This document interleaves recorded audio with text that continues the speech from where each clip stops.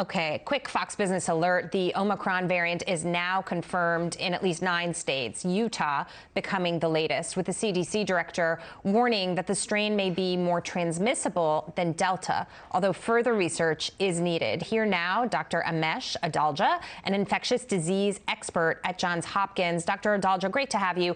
Obviously, we've been watching Omicron very carefully, and everybody keeps telling us, well, we have to see how this develops. We're learning more and more about this day by day. So your thoughts on where we are right now? So far, it appears the symptoms we've seen have been mild. We still have a lot of questions that need to be answered to really be able to risk stratify this variant. When you say that the symptoms seem to be milder, that's what we're hearing, but we don't want to get kind of taken away with kind of a surveillance bias, because if it's young people getting infected, which is what we hear is happening in South Africa, you expect there to be mild symptoms. But one thing that I think is reassuring is that we're not hearing about fully vaccinated individuals getting severe breakthrough infections. And I think that speaks to the fact that the vaccines, even if this variant is able to get around some of the protection, it can't get around all of the protection. And it seems that the vaccines are holding up against what we want them to do, protect against severe disease, hospitalization, and death. Well, that's fantastic news, and that's what they were designed for. You know, we dealt with the Delta variant. We were very concerned about that, but we saw a similar situation. Several of the doctors that have come on this show have said we're going to see more variants. This is not the last one. So the public has to get used to the fact that people should be getting vaccinated. They should be getting their boosters. They should be doing everything they can, using the tools in the toolbox to protect themselves.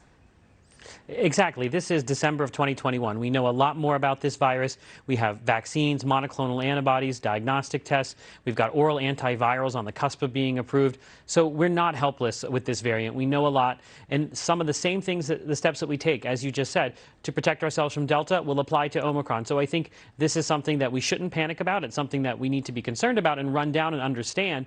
But it isn't something that turns us back to the beginning of this pandemic. Doctor, when it comes to mandates, obviously we know what the federal government wants, and we know what some of our leadership locally and at a state level want to see happen. But, you know, almost 2 years into this, remember March will be the anniversary of 2 years, I have to ask myself, how much of this now becomes personal responsibility, right? I have a responsibility to get my vaccination, to get my booster, to put on a mask if I'm in a crowded place, to wash my hands frequently, and essentially not really take certain kinds of risks given, you know, my particular situation or anybody out there that's judging for themselves. How, at what point, you know, do our leaders sort of put that responsibility on the individual?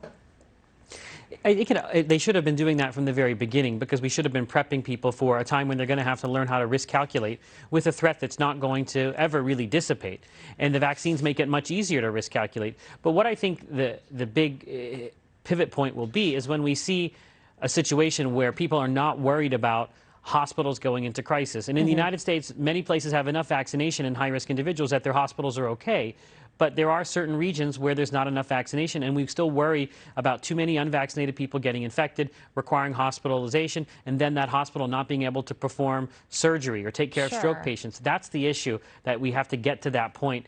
But that's where. But I do think that we need to encourage people to learn how to risk calculate, learn how to reduce the harm of this virus, learn how to live with this virus. And the best way to do that is to be fully vaccinated. And Governor Hochul here in New York did declare a state of emergency and has put a halt on those elective surgeries. But we're not really at a crisis or panic mode where the beds are not available. We're not even close to that point. So I'm wondering, you know, did she jump the gun there a little bit? In general, when this variant was announced, I think many policymakers all across the world jumped the gun. They basically panicked, as they often do, because they weren't able to deal with the uncertainty of not knowing certain answers. But I do think that we likely will be in good shape in certain states where vaccination rates are high, where we won't see inundation of hospitals. Other states, for example, West Virginia, where the vaccination rate is very low, they may be in trouble if they get a more efficiently spreading variant there. So it's going to be a regional problem. That's what COVID-19 has become in the U.S., a regional problem, not necessarily the same systemic risk it was a year ago. Okay. Dr. Amesh Adalja, thank you so much for joining us tonight. Good to see you, sir. Thanks.